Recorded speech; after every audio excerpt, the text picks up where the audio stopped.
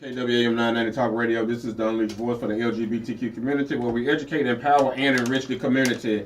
On February the 29th, 2016 at 6 p.m., we're going to have our first 2016 Relationship Unleashed Empowerment Workshop. More details to come, but you're going to register at relationshipunleashed.com starting next week. We're going to have flyers and all the information out, so we're going to get this thing cranked back up. February the 29th, that is a Monday at 6 p.m. Free food, free speakers, free heat, because it's going to be a little chilly. And on the Riverside at number 2 van. So more details to come on next week. And we back in this thing like some chicken wings. So that first workshop is going to be called An Empowering Conversation with Davian and Gwen Clemens. It's time to claim your victory. Yes. Yes. So, with our guest in the house, Mr. Art, Yes. what is your role with the Kidney Transplant Foundation and the Olympics that's going on? What are you getting ready for? Preparing for? Yes. Well, the Kidney Foundation is the Mid-South Transplant Foundation. Yes. And I'm an active volunteer. Okay. So what I do, I go around and just telling people my story and to encourage them to donate and to be a organ donor. Mm-hmm. And yeah, just to empower other people, because there's a lot of people that is not educated and not just don't have that person to encourage them to do something like that, because a lot of people are like, I need all of my organs. Yes, I'm going to say, dispel a myth that most people take for organ donation. And when we're gone, we don't really need them. So one organ could really save someone's life. And from organs and tissues and everything, like, just donate and become a donor, because it would be so much worth it. It would be so worth it. Because I know with me, I'm a kidney transplant recipient of 15 years. Okay. No, not 15, I'm sorry, 10. Oh, my 10. God. Yeah, 10. claim it then. 10. Keep it moving. 10, yes. And my donor was my father, which I'm very grateful and appreciative for. And so what I do is when I'm talking to someone, Yes. I will go out and let them know. You tell them your story and you kind of give them examples and let them know why you are thankful. Because if my dad wouldn't have done what he did, I wouldn't have been here. Because I was on dialysis and I was going through a lot of things. And for me, I went on dialysis as early as 13. Wow. And it was very, very traumatic.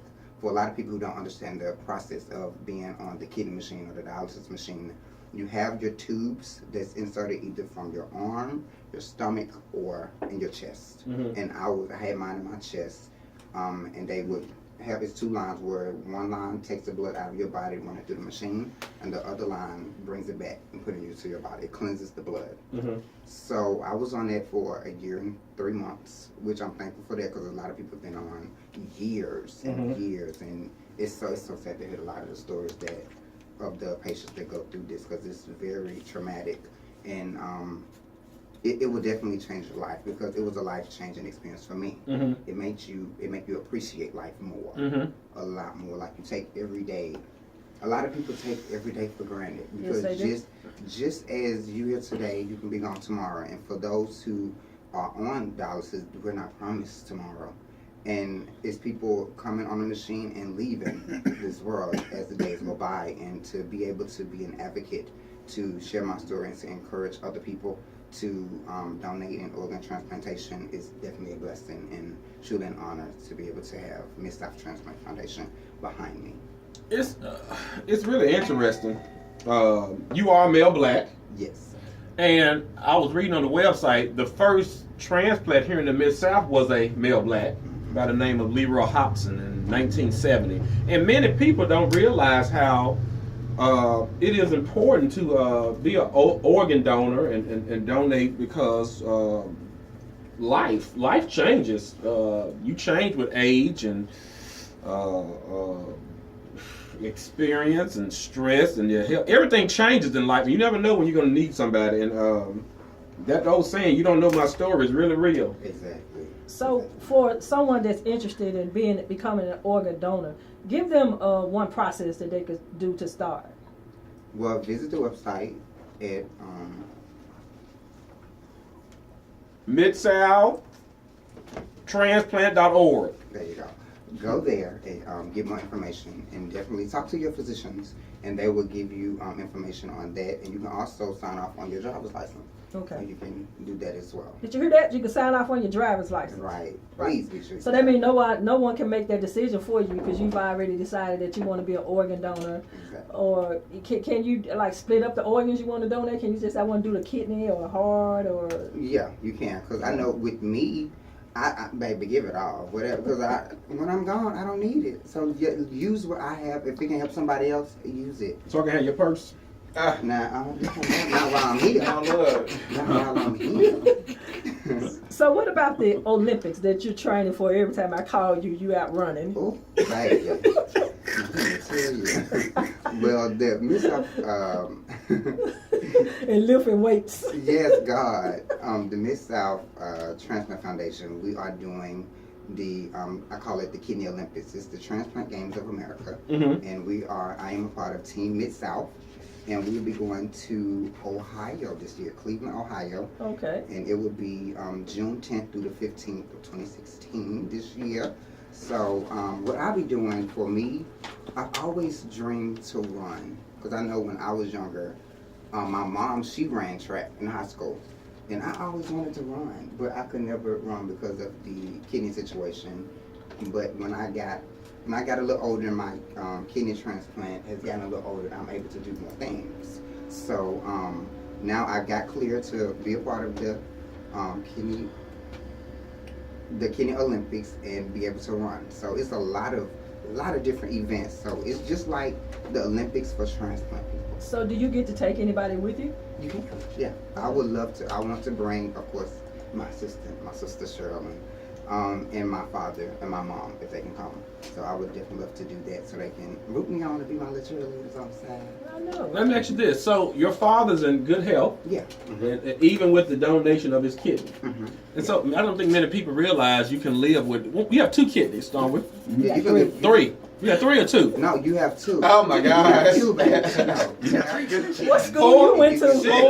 She look like, yeah, 3. Yeah. Right. But you can live with 1. He's like 3. Right. And people don't realize. Your kidney right here in your forehead.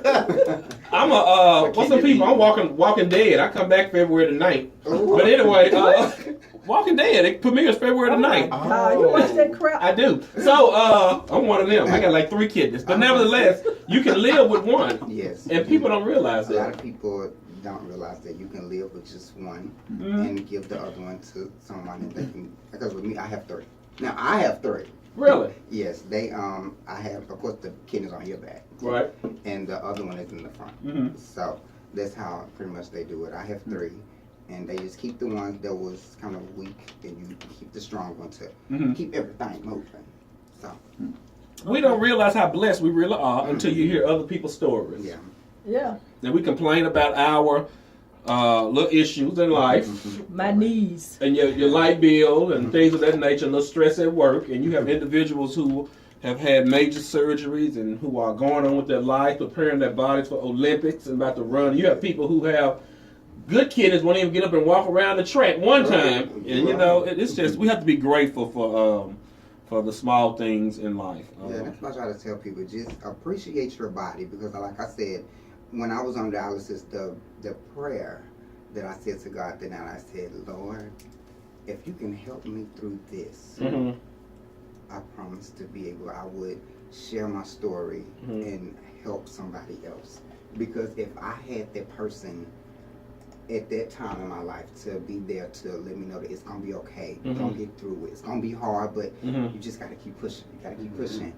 And it would have, I probably would have had a better experience, but I know it wouldn't be as good as I do now, because now I appreciate life and I appreciate people and the things that I do to help others. So do you get a chance to talk to like younger people that's maybe in line for a transplant and go and encourage them? Yes, I do volunteer work at the University of Methodist Hospital downtown. I do that twice a month. We have like a support group, and it's me along other transplant recipients and liver recipients as well. And we will sit there and have like a round table talk, and we will talk to other patients and give them inspiration and to just have somebody there to see that there's life after transplant. So you guys have kind of formed a nice little sorority and fraternity right there. That's cool. That's cool. Nice. Well, it's 5:30, and so this is our final commercial for the day. Don't stay. Don't change that dial. We'll be right back. We're talking to Veasey about the Kidney Foundation in the city of Memphis and the great work that they're doing, and also the work that he's doing. We'll be right back. This is the Unleashed Voice for the LGBTQ Community Radio Show, AM 990, KWAM Talk Radio, baby. We'll be right back. All right, you clear. Jay, turn it on in the studio. He's recording.